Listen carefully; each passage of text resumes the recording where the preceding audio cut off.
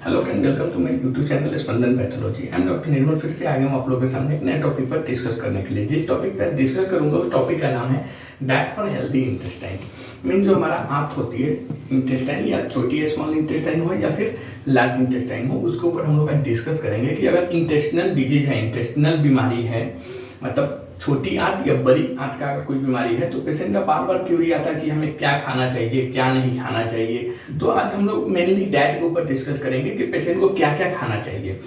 जो patient small intestine या large intestine की डिजीज से गुजर रहे हैं, या जिनको परमानेंट स्मॉल इंटेस्टाइन या लार्ज इंटेस्टाइन में डिजीज है, बीमारी है, तो उनको क्या क्या खाना चाहिए। तो इसी के ऊपर आज हम लोग डिस्कस करेंगे। ओके, तो सबसे पहले तो आप जान जाइए कि खराब डाइट मतलब जो हमारा खाना है वो अगर अच्छा नहीं है, जो डाइट मतलब कुछ भी हम खा रहे हैं, तो खराब डाइट बिगड़ते लाइफ स्टाइल, मतलब जो बाहर का खाना पीना ज़्यादा है, जंक फूड वगैरह वो, तो खराब डाइट बिगड़ते लाइफ स्टाइल और टेंशन। आजकल हर एक पेशेंट, जो छोटे छोटे बच्चे को टेंशन रहता है, और यह सब लाइफ स्टाइल बिगड़ने की वजह से हो रही है। तो खराब डाइट बिगड़ते लाइफ स्टाइल और टेंशन की वजह से इंटेस्टाइन प्रॉब्लम बढ़ने लगती है, इंटेस्टाइन की प्रॉब्लम बढ़ने लगती है। तो 3 चीज़ ध्यान देना है हमें। सबसे पहले खराब डाइट और बिगड़ते लाइफ स्टाइल और टेंशन बढ़ने की वजह से हमारा जो इंटेस्टिनल डिजीज है वह बढ़ने लगा है, इंटेस्टाइन में प्रॉब्लम ज़्यादा होने लगा है। ओके, इंटेस्टाइन में कुछ भी प्रॉब्लम होने पर सबसे पहला जो इंडिकेशन है, इंटेस्टाइन का अगर कुछ भी प्रॉब्लम हो तो सबसे पहले हमारा डाइजेस्टिव सिस्टम ठीक से काम नहीं करता, हमारा डाइजेशन में प्रॉब्लम आ जाता है। ओके, तो पहला जो अगर इंटेस्टाइन अगर वीक है, कमजोर है, तो हमारा डाइजेशन सिस्टम ठीक से काम नहीं होगा, डाइजेशन सिस्टम ठीक से काम नहीं करेगा, डाइजेशन में प्रॉब्लम होने लगती है। जैसे लगातार गैस बनना, एसिडिटी, या फिर अपच, मतलब जो हम खा रहे हैं वो ठीक से पच नहीं रहा है, या फिर भूख नहीं लगना, या लूज मोशन, बार बार आपको वॉशरूम जाना पड़ रहा है, बार बार आपको स्टूल के लिए जाना पड़ रहा है, ठीक है। तो लूज मोशन, पेट का टाइट होना, हर समय जब डॉक्टर आपको फिजिकल एग्जामिनेशन करेंगे तो आपका पेट हर समय टाइट रहेगा, या पेट में ऐंठन, मतलब पेट ऐंठता रहेगा, गांव साइड में जो बोलते हैं ना, पेट में ऐंठ रहा है, तो पेट में ऐंठन, या एब्डोमिनल पेन, पेट में दर्द, या फिर पेट में कभी कभी स्वेलिंग, भूख न लगना, या फिर कंस्टिपेशन, जो कब्ज है, ये सब बीमारी इंटेस्टाइन से रिलेटेड है। तो सबसे पहले तो हमने जान लिया कि खराब डाइट, बिगड़ते लाइफ स्टाइल और टेंशन की वजह से इंटेस्टाइन का प्रॉब्लम हो जाता है। और इंटेस्टाइन का प्रॉब्लम अगर होना चालू हो गया तो पेशेंट का डाइजेशन प्रॉब्लम हो जाता है। और डाइजेशन प्रॉब्लम में जैसा कि हम आपको बताएं, कब्ज, लूज मोशन, पेट में दर्द, पेट में ऐंठन, स्वेलिंग, भूख न लगना, ये सब टाइप की बीमारी होना चालू हो जाता है। तो कब्ज जैसे जो बीमारी होती है वह सभी इंटेस्टाइन से रिलेटेड होता है। और इंटेस्टाइन कमजोर होने का यह सब एक लक्षण है। हमारा स्मॉल इंटेस्टाइन या लार्ज इंटेस्टाइन ठीक से काम कर रहा है या नहीं कर रहा है, तो यह सब एक लक्षण है, सिम्टम्स है कि ये सब बीमारी आपको हो सकती है, ठीक है। इंटेस्टिनल प्रॉब्लम होने पर सबसे पहले जिस फूड को नहीं खाने की एडवाइस दी जाती है डॉक्टरों के द्वारा, वह होता है मिल्क, दूध। अगर इंटेस्टाइन का कुछ भी प्रॉब्लम हो, इंटेस्टिनल प्रॉब्लम होने पर सबसे पहले जिस फूड को नहीं खाने की एडवाइस दी जाती है डॉक्टरों के द्वारा, वह फूड होता है मिल्क, मतलब दूध, ठीक है। मिल्क इंटेस्टिनल प्रॉब्लम को बढ़ा देता है। क्यों नहीं दिया जाता है एडवाइस? क्योंकि मिल्क जो होता है उसका गुण होता है, प्रॉपर्टीज होता है कि जो इंटेस्टिनल प्रॉब्लम है उसको बढ़ा देता है। तो मिल्क सबसे पहले इंटेस्टिनल प्रॉब्लम में बंद कर देना चाहिए, और डॉक्टर एडवाइस भी देते हैं कि मिल्क नहीं खाना चाहिए। बट इसमें एक प्रॉब्लम आ जाता है, लंबे टाइम तक, लॉन्ग टाइम तक, अगर लंबे समय तक पेशेंट को मिल्क या मिल्क प्रोडक्ट नहीं दिया जाए तो पेशेंट में प्रोटीन की कमी देखी जाती है। फिर वो जो पेशेंट होता है वह प्रोटीन की कमी का शिकार हो जाता है। तो यहाँ पे एक रीजन ये भी है कि जो मिल्क में जो प्रोटीन होता है वो हमारे मिल्क में पाया जाता है, लेकिन इंटेस्टिनल प्रॉब्लम को मिल्क बढ़ा देता है। तो इसके लिए डॉक्टर एडवाइस देते हैं कि मिल्क आपको इंटेस्टिनल प्रॉब्लम में यूज नहीं करना है। लेकिन जिसकी अगर लंबे समय तक मिल्क अगर पेशेंट यूज ना करे तो फिर क्या होता है, पेशेंट में प्रोटीन की कमी हो जाती है। तो आइए आज हम लोग इसी के ऊपर डिस्कस करेंगे कि बिना मिल्क के हम अपने प्रोटीन को कैसे मेंटेन करें, हम अपने बॉडी में प्रोटीन को कैसे बैलेंस रखें। तो इसी सब ऊपर हम लोग आज डिस्कस करने वाले हैं। क्योंकि अगर आप मिल्क या मिल्क प्रोडक्ट लंबे टाइम तक नहीं लोगे तो प्रोटीन की कमी बॉडी में हो सकती है या हो जाती है। बट हेल्दी इंटेस्टाइन के लिए आपको खाने में प्रोटीन वाला फूड खाना चाहिए। एक तरफ तो बोल रहा है मिल्क नहीं लेना है, मिल्क में प्रोटीन होता है, और मिल्क क्या करता है, इंटेस्टिनल प्रॉब्लम को बढ़ा देता है।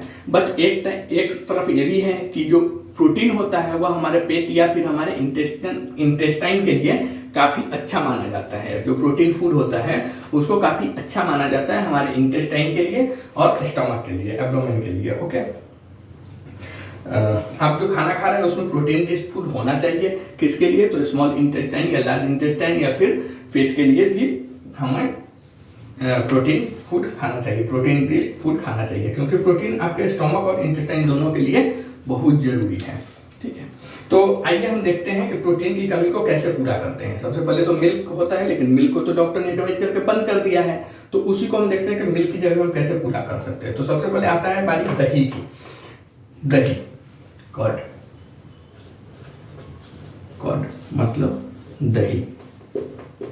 ओके, तो दही होता है कर्ड। दही में प्रोटीन, दही में क्या क्या होता है? तो protein, fatty acid, calcium, phosphorus, potassium, vitamin A, vitamin B, vitamin B2, vitamin B12, यह सब पाया जाता है। तो दही आप इंटेस्टिनल प्रॉब्लम या पेट के लिए काफ़ी अच्छा है, दही आप खा सकते हैं। दही बहुत अच्छा सोर्स है प्रोटीन का भी, क्योंकि मिल्क प्रोडक्ट में काउंट आता है दही। तो दही में protein, fatty acid, calcium, phosphorus, potassium, vitamin A, vitamin B2, vitamin B12 यह सब होता है। तो दही खाने से इंटेस्टाइन और डाइजेशन दोनों ठीक रहता है। तो दही आप इंटेस्टिनल प्रॉब्लम में खा सकते हैं, कोई दिक्कत नहीं है। दूसरा जो खाना चाहिए इंटेस्टिनल प्रॉब्लम में, तो बीन्स, बीन्स या पल्सेस, जो दाल होती है वह, क्योंकि बीन्स और जो पल्स होती है उसमें क्या होता है? आयरन, फाइबर और प्रोटीन सभी बॉडी को मिल जाता है। अगर हम बीन्स और पल्स खा रहे हैं तो उसमें आयरन, प्रोटीन, फाइबर सभी हमारे बॉडी को मिल जाएगा। नेक्स्ट होता है सोयाबीन। सोयाबीन आप सभी को मालूम है, हर एक घर में यूज होता है। तो सोयाबीन भी इंटेस्टिनल प्रॉब्लम में सोयाबीन का यूज काफ़ी अच्छा माना जाता है या काफ़ी अच्छा होता भी है। जो सोयाबीन वगैरह हम खाते हैं वो इंटेस्टिनल आंत की बीमारी में बहुत अच्छा माना जाता है। और एक और कहावत है कि वेजिटेरियन पीपुल, जो लोग मीट मछली नहीं खाते हैं, नॉनवेज नहीं खाते हैं, तो वेजिटेरियन पीपुल के लिए जो सोयाबीन होता है यह हाई प्रोटीन पावर हाउस का काम करता है। ओके, नेक्स्ट होता है नट्स और सीड। नट्स मतलब जैसे आपको बादाम, मूंगफली, यह सब भी खाना चाहिए। इसमें क्या होता है? इसमें भी प्रोटीन, फाइबर, विटामिन, आयरन सभी पाया जाता है।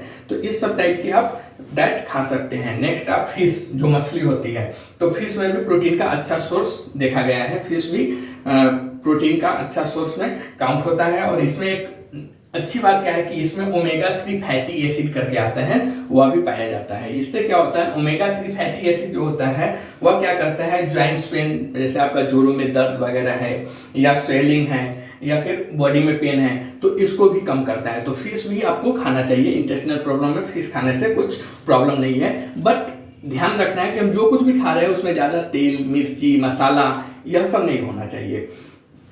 चाहे हम फिश खाएं या नट्स खाएं या सीड्स, नट्स सीधा हम खा रहे हैं तो सीधा पानी में भिगो के खाना चाहिए, या फिर सोयाबीन खा रहे हैं, कोई भी खाना खा रहे हैं उसमें ज़्यादा मिर्ची मसाला नहीं होना चाहिए, ज़्यादा ऑयली फूड नहीं होना चाहिए। तो ऐसे हम फिश भी नॉर्मली खा सकते हैं, लेकिन उसको ज़्यादा हम मिर्ची मसाला डाल के नहीं खा सकते हैं। और फिश भी प्रोटीन का अच्छा सोर्स होता है, उसमें ओमेगा 3 फैटी एसिड होता है, जिसकी वजह से हमारा joints pain, swelling, body pain ये सब कम होता है। हेल्दी इंटेस्टाइन के लिए और सबसे इंपॉर्टेंट, ये तो प्रोटीन में आ गया जैसे, लेकिन एक ओवरऑल हम देख लेते हैं। हेल्दी इंटेस्टाइन के लिए प्रीबायोटिक्स, प्रीबायोटिक्स काफी अच्छा माना जाता है हेल्दी इंटेस्टाइन के लिए। जो हमारा आंत है उसको स्वस्थ रखने के लिए प्रीबायोटिक्स हमें खाना चाहिए। प्रीबायोटिक्स हर हाल में खाना चाहिए। इससे इंटेस्टाइन के गुड बैक्टीरिया का ग्रोथ बढ़ता है। हमारे इंटेस्टाइन में जो गुड बैक्टीरिया होते हैं, अच्छे बैक्टीरिया होते हैं, जो हमें डाइजेस्टिव सिस्टम, डाइजेस्टिव प्रोसेस में मदद करते हैं, हेल्प करते हैं, उससे क्या होता है? उनका ग्रोथ होता है। Okay, prebiotics. और दूसरा होता है green vegetable, fruits, types of fruits, यह सब आप खा सकते हैं। और प्रोबायोटिक्स वाला खाना, एक होता है प्रीबायोटिक्स, दूसरा होता है प्रोबायोटिक्स। तो प्रीबायोटिक्स क्या करता है? हमारे गुड बैक्टीरिया जो इंटेस्टाइन में रहते हैं उसको ग्रोथ करा देते हैं, बढ़ा देते हैं। और दूसरा जो होता है प्रोबायोटिक्स, प्रोबायोटिक्स वाला खाना जैसे कि दही या डेयरी फूड प्रोडक्ट्स, या फिर सबसे अच्छा प्रोबायोटिक्स देखा गया हुआ है बकरी का दूध। बकरी का दूध हम सभी बच्चे में पीते हैं, तो बकरी का दूध तो बहुत हमारे फ्रेंड है जो अभी तक पीते हैं। तो बकरी का दूध या फिर सूप यह सब खाना चाहिए, जिसमें आपको प्रोबायोटिक्स मिल जाता है। तो प्रीबायोटिक्स भी खाना चाहिए, प्रोबायोटिक्स भी खाना चाहिए। प्रोबायोटिक्स में बकरी का दूध बहुत अच्छा सोर्स है। तो आज हमने देखा कि स्मॉल इंटेस्टाइन या लार्ज इंटेस्टाइन या इंटेस्टिनल डिजीज में क्या खाना चाहिए। तो ये सब चीज़ खाना चाहिए। मेनली हमें अवॉइड जो करना चाहिए वो ज़्यादा ऑयली फूड प्रोडक्ट और जिसमें ज़्यादा स्पाइसेस ना हो, ज़्यादा मिर्ची मसाला ना हो, ये सब खाना नहीं खाना चाहिए। अदरवाइज आप ये सब इंटेस्टाइनल डिजीज में खा सकते हैं। ओके, आज का टॉपिक था हमारा डाइट फॉर हेल्दी इंटेस्टाइन। तो हेल्दी इंटेस्टाइन में क्या क्या खाना है, दूध को अवॉइड करना है, बस दही खाना है। तो ये सब हमने देखा। नेक्स्ट वीडियो में मिलते हैं फिर आपके साथ एक नया टॉपिक पर डिस्कस करते हुए। तब तक के लिए थैंक यू।